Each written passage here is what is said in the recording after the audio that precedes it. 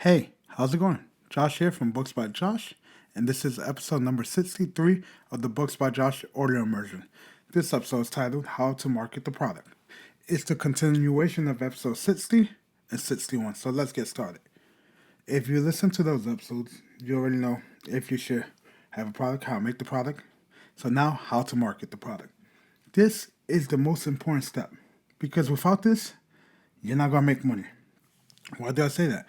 Well, you can't just expect your product to sell on the shelf or online shelf or online store or traditional brick and mortar itself, can you? Nobody knows who you are. Nobody knows who I am. So now that's why you have to learn how to market. So let's get started. What do I mean by market?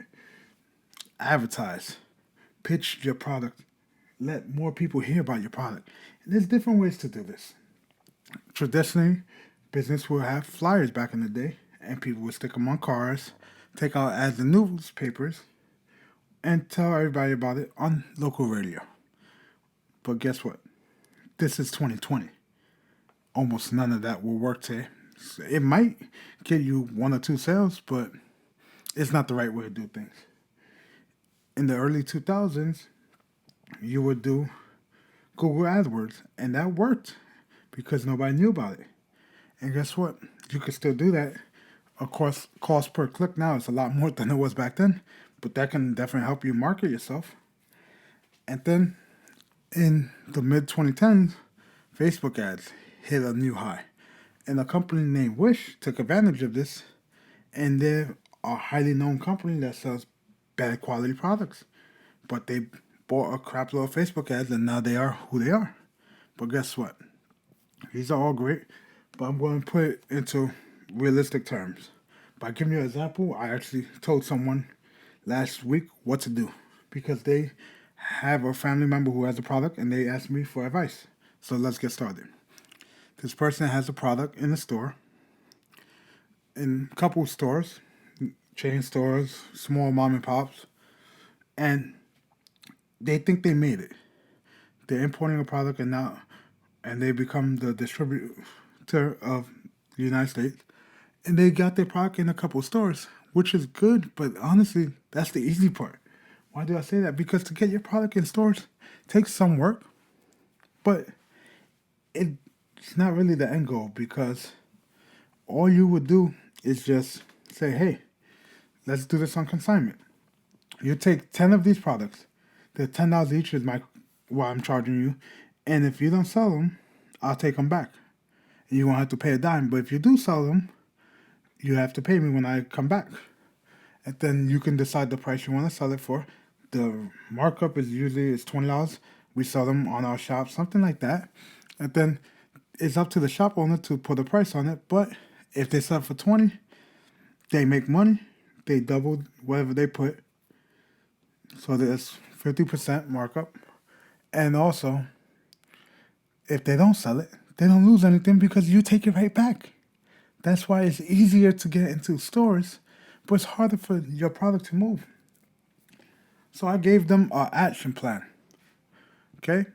I literally told them step-by-step plan on how to make it happen. From my experience with other products and from my knowledge from friends I have that have products and businesses. So let's get started on this plan I gave them.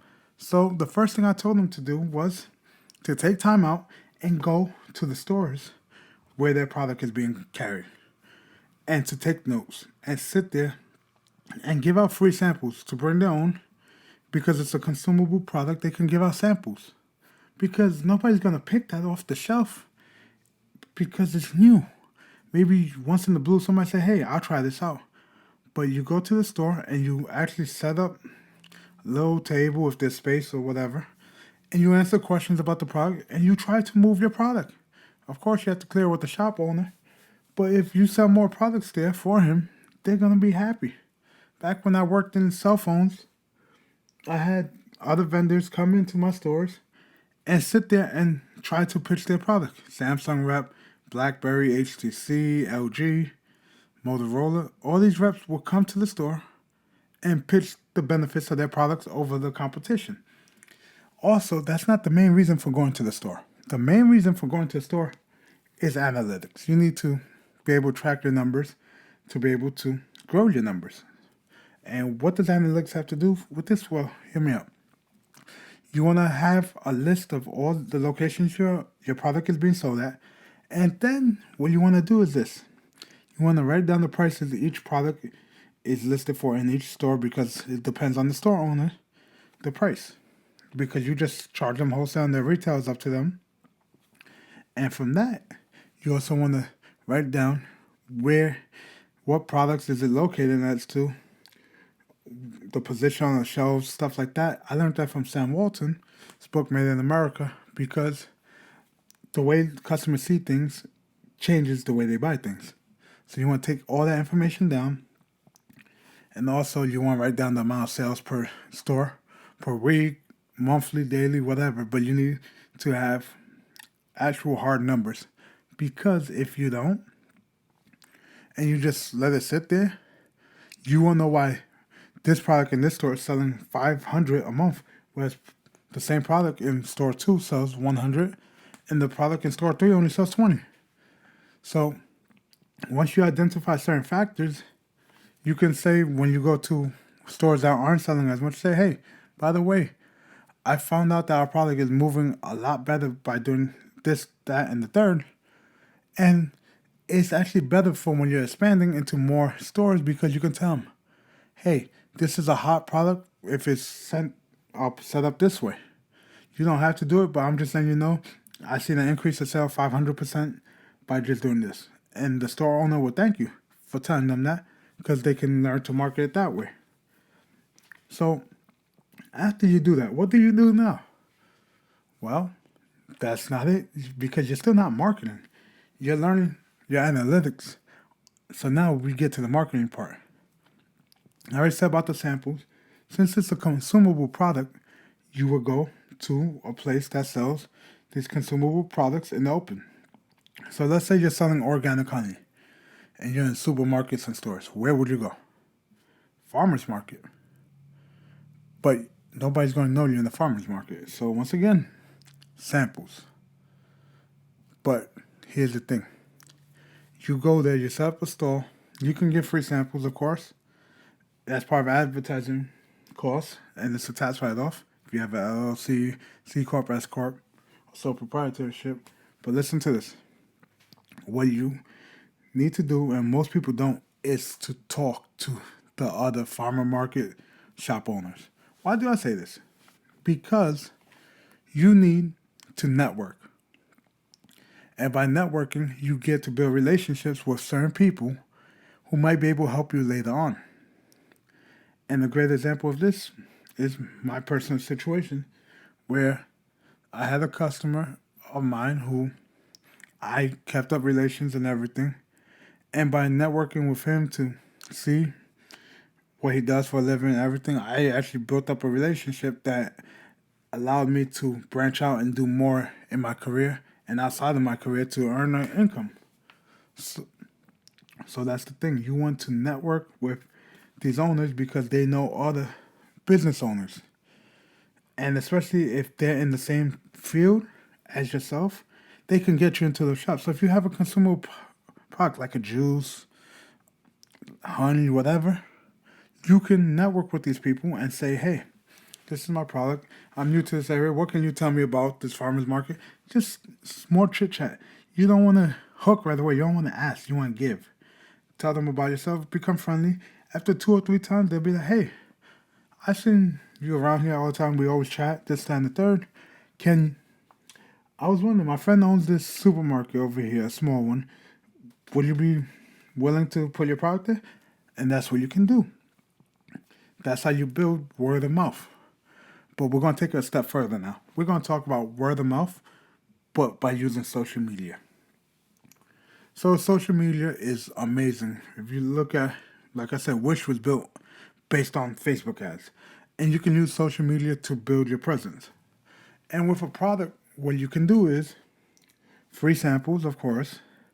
And you can have people try it out and say, hey, by the way, if you like, can you take a picture with this and post on your social media and tag me? And if it's pictures, you do Instagram and, of course, videos also. And guess what? They'll put, like, let's go back to honey.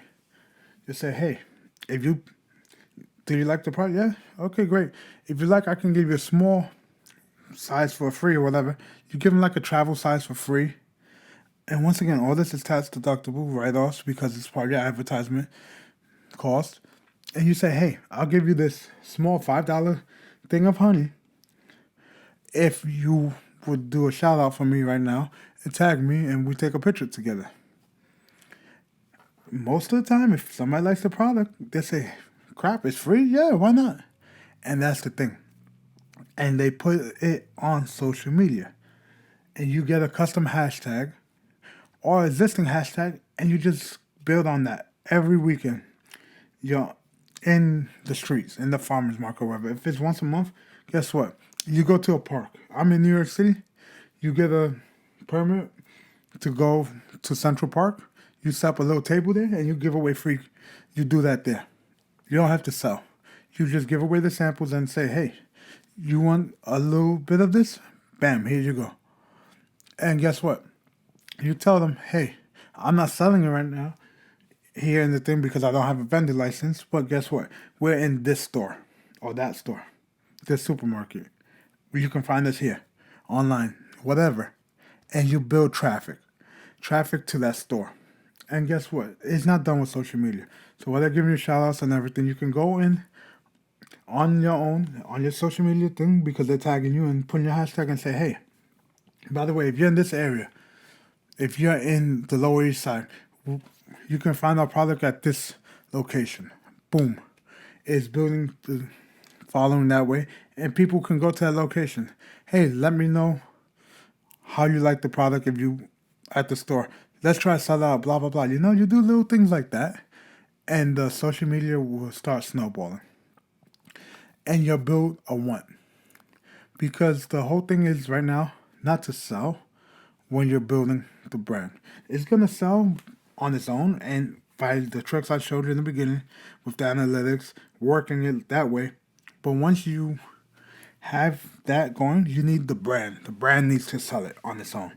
Because you think about it, everybody knows Coca-Cola, everybody knows Nike, everybody knows Apple, everybody knows Samsung. But they don't know you or your product or your story. So you want to sell the brand. And you want to create this need. Because the product has to answer a need. Hey, this honey is good for you. It's less sweet than normal honeys, so it doesn't affect your sugar. Something like that. I don't know honey. I'm here telling you guys a good practice. But I'm using the honey as an example. But the thing is, you build that need. And after a while, from the social media following, you can reach out to influencers if you want that have like YouTube, TikTok, big influencers and say, hey, or not the big influencers if you have money, hey, would you mind trying out my product? I can give you a 1 month supply for a review. And it's your honest review, something like that, you understand? And that's how you build it.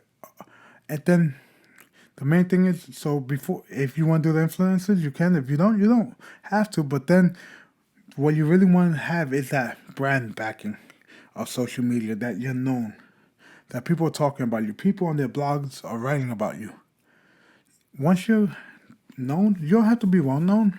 Once you have a small enough following that you're recognizable by certain people in the healthcare community for healthy eating or whatever your niche is, once you're recognizable, you could then go to prospective clients and say, hey, you want to carry my product?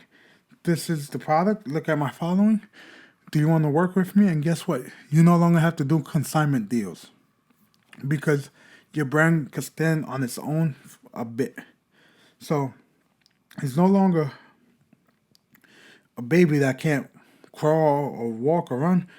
It's starting to crawl because now you can sell your product based on the name and the merit of the following and from what everybody is saying on social media. And that's worth something. 10 years ago, that's not worth jack. But now, you can go to approach a supermarket, if it's the honey, a bigger one, and say, hey, I know you're a slightly bigger supermarket. I want you to carry my product. This is the wholesale, and this is what everybody sells it for. Do you want to carry it? You make up a deal, and there you go. And then it just keeps working. As long as you work it, it'll snowball. So let's say you're not in foods, right? So that's a great for products like that. Let's say your product is a service. What do I mean? How's a service a product? Well, if you put a price tag on it, it's a product, even if it's free. So let's say you do online marketing for companies. You do advertising, whatever, right? How do you build your brand that way? How do you market the product? Well, if you're doing an online marketing company and you don't know how to market yourself, there might be an issue there. But let's look past that and talk real stuff here. So you'll go out and you'll hit up clients, and in that case, you have to listen to me, have to give your product at a great discount in the beginning or at no cost for referrals. Why do I say that? Because if you're doing it, any line of business, you're not the only one doing it. There's hundreds, if not thousands, of other individuals doing it. And it's competitive out there. If you don't compete to succeed, you're not going to make it. So, more often times, especially the olden times, people used to buy wherever's the cheapest that gave them the same product. And that's why the gas went down so low, because there was a gas war, oil crisis, oil war, whatever you want to call it, where the price of oil kept on dropping, and that helped us with the recession that we went into recently. But that's the whole thing. Most people undercut the competition to get customers. That's good, but it's not a great method because it's not sustainable in the long term. So in the beginning, you have to do that, but you have to build your service to a quality. So you are going to market by giving the cheapest price out there, or honestly, if a person could give you 5 referrals for free, and then you give them service for free, you'll eat that $1,000 cost, but you'll get $5,000 out of it. I'll do that any day of the week, as long as it's guaranteed referrals that you can close if you're a great salesman. But that's the thing. So marketing, it's about selling the experience to the customers. You want to sell what the product can do, not the product itself, what it can do for the customer, what problem can it answer, and give it to them at a value that they can't say no to. Prime example is, like I said, a service. Let's say car wash. Anybody could go get a car wash anywhere, but it's how you wash the car that really gets certain customers to come. Because if someone has an expensive paint job, they're not going to go to a machine car wash. They're going to go a hand car wash because it won't damage the paint. And if you have a hand car wash place, you can't have very chemical inclined material. You can't have material like the soap, the wax, things like that, that's going to eat away at the paint. So it's going to cost more for these chemicals, for the soap, for the wax, for everything like that. But it demands a higher price tag. And it's going to cost more to maintain this because you have to pay somebody to wash the car, unless you're doing it yourself, which doesn't really scale well in the grand scheme of things. But the whole thing is, it costs more, but it's the value you're providing that the customer is willing to pay more.